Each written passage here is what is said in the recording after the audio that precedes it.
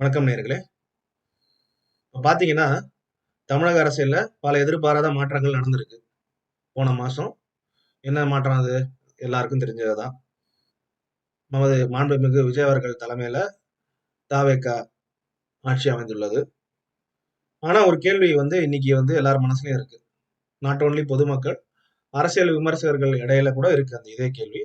இது பரவலா எல்லா அரசியல் வட்டாரங்கள்லயும் இது பேசப்பட்டு வருகிறது.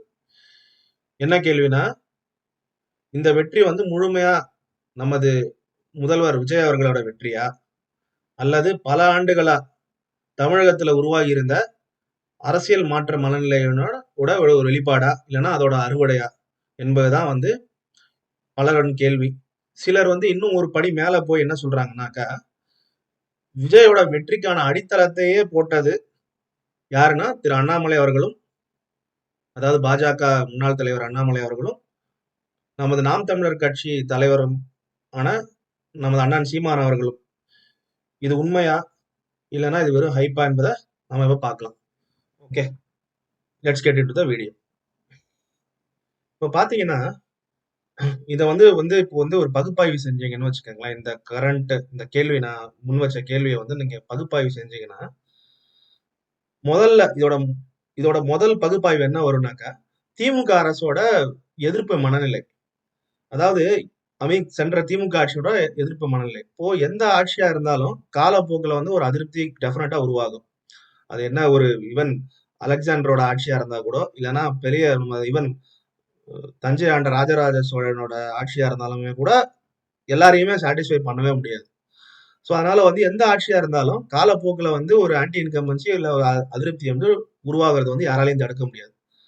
அது போன்றுதான் 2021 முதல் 26 வரை நடைபெற்ற திமுக அரசை எதிர்த்து பல்வேறு விமர்சனங்கள் முன்வைக்கப்பட்டன.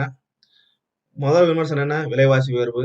இரண்டாவது விமர்சனம் சட்ட ஒழுங்கு விவாதங்கள், சட்ட ஒழுங்கு சரியில்லை, போதை கலாச்சாரம், அப்படி இப்படின்னு சொல்லி ஒரு விவாதங்கள். ஊழல் குற்றச்சாட்டுகள் ஏராளம். ஊழல் குற்றச்சாட்டுகள் எந்த ஒரு அரசியல் கட்சி மேலேயும் வைக்கப்படுறதுதான். குடும்ப அரசியல் விமர்சனங்கள். அந்த அதிருப்தி ஒரே நாள்ல உருவான ஒரு அதிருப்தி கிடையாது. பல ஆண்டுகளா மெதுவா அதை ஒரு பைலப் ஆகி மக்களிடையே உருவான ஒரு மனநிலை.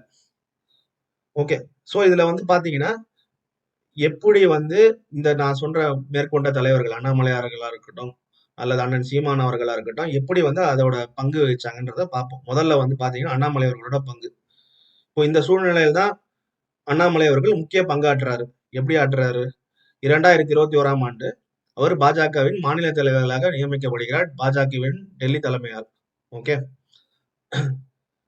இப்ப என்ன பண்றாருன்னா அண்ணாமலை முக்கிய பணியாற்றுறாரு. இங்க தமிழகத்துல பாஜக இருந்தாலும் தினசரி அரசியல் விவாதத்துல பாஜக முன்னிறுத்தி அந்த அந்த மீடியா ட்ரிவன் பாலிடிக்ஸை தெளிவா பிளே பண்ணது அண்ணாமலை தான்.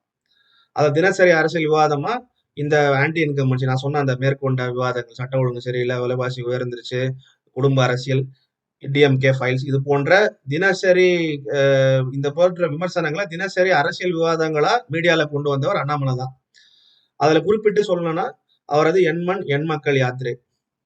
அந்த யாத்திரையில அந்த பயணத்துல தொடர்ச்சியா அவர் பத்திரிகையாளர்களை சந்திச்சுட்டே இருக்காரு. மீடியா பர்சன்ஸ் அவர் சந்திச்சுக்கிட்டே இருக்காரு.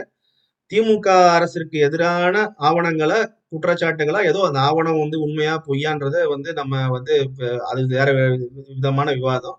பட் அந்த விவாத பொருளை மீடியால பத்திரிகையாளர்களின் இடையிலே அதை ரொம்ப சந்திப்புகள் மூலியமா ரொம்ப தெளிவா அவர் அந்த நரேட்டிவ் செட் பண்ணிட்டே வராரு.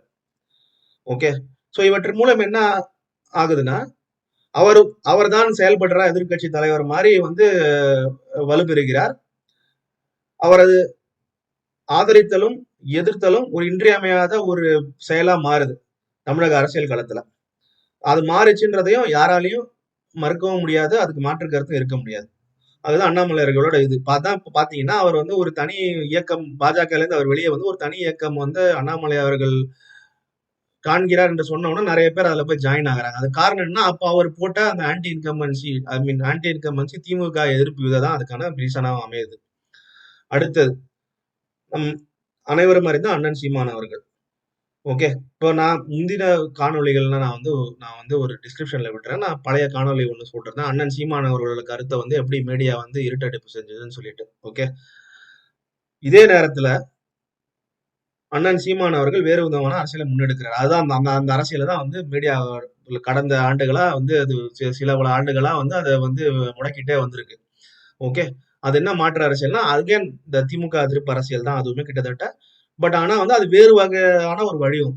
அந்த அரசியல் எப்படி? தமிழ் தேசிய அரசியல், தமிழர் அடையாளம், மொழிப்பற்று, மண் சார்ந்த அரசியல், இளைஞர்கள் இயற்கை சார்ந்த அரசியல்.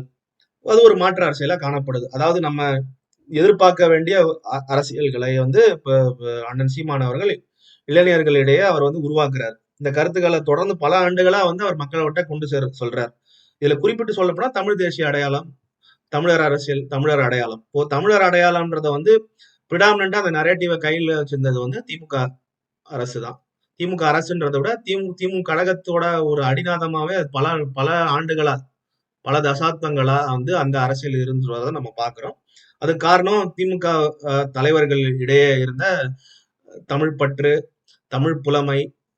அதுக்கு பெஸ்ட் எக்ஸாம்பிள் நம்ம டாக்டர் கலைஞர் அவர்கள் தான். அந்த அரசியலை வந்து திமுக கிட்ட இருந்து தனது வசப்படுத்தியவர் அண்ணன் சீமான் அவர்கள். தவிர்த்து பல மாற்று அரசியல்களை வந்து அவர் வந்துட்டு முன்னிறுத்திக்கிட்டே வந்துகிட்டு இருந்தாரு. அந்த கருத்துக்கள் தொடர்ந்து மக்கள் மனசுல வந்து ஒரு ஒரு சலனத்தையும் ஒரு மாற்றத்தையும் விரும்ப செய்கிறது. அதாவது தேர்தல் வெற்றி கிடைக்கலன்னா கூட அந்த விமர்சனம் மக்களை சென்று அடைகிறது.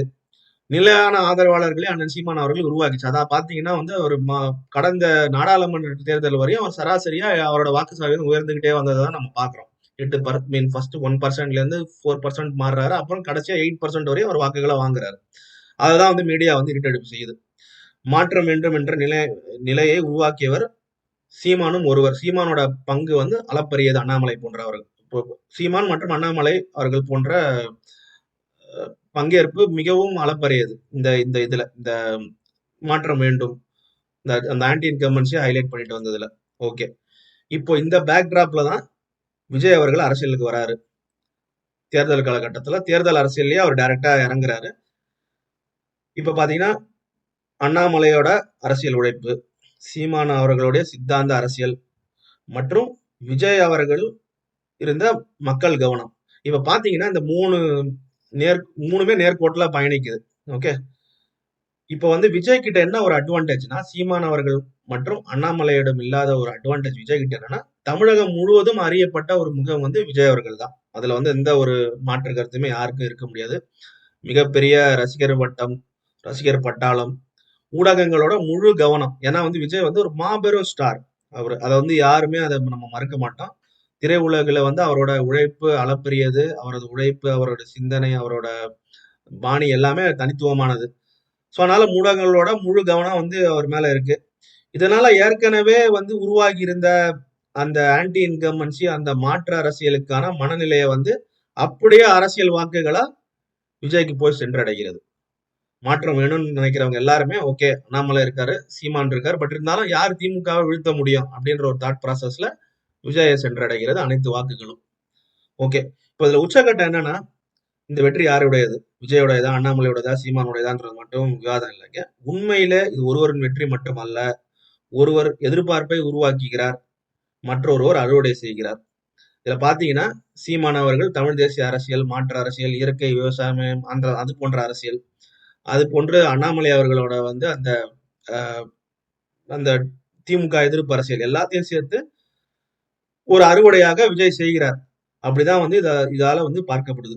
அதனாலதான் வந்து சில அரசியல் விமர்சகர்கள் மட்டும் இல்லாம மக்கள் இயக்கம் நடத்துபவர்கள் அல்லது பொதுமக்களே என்ன சொல்றாங்கன்னா, இது வந்து விஜயோட வென்றிருந்தாலும் கூட இது விஜயின் வெற்றி மட்டுமல்ல, தமிழக அரசியல்ல பல ஆண்டுகளா உருவாகியிருந்த மாற்று அரசியலுக்கான மனநிலை வெற்றியாகவும் இது பார்க்கப்படும் என்று எல்லாருமே சொல்றாங்க.